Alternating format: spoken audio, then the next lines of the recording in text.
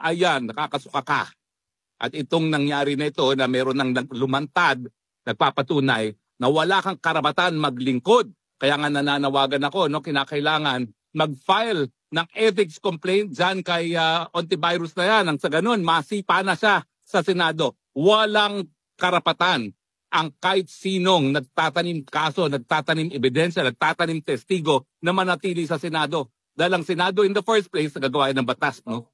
Pangalawa, yung mga investigasyon na dapat ginagawa niya in aid of legislation at hindi dapat nagtatanim ebidensya laban sa mga kalaban sa politika. Huwag po tayong tumigil hanggang ma-expel sa Senado itong antivirus neto. Bukas sa kahit sinong mamamayan na mag-file ng ethics complaint. Pero parang si Harry Roque ang maraming sinasabi. Umuwi muna siya. Humarap muna siya dito sa Senado. Haharapin ko siya kahit saan. Pero ngayon, bitawan na niya yung buhay pugante niya.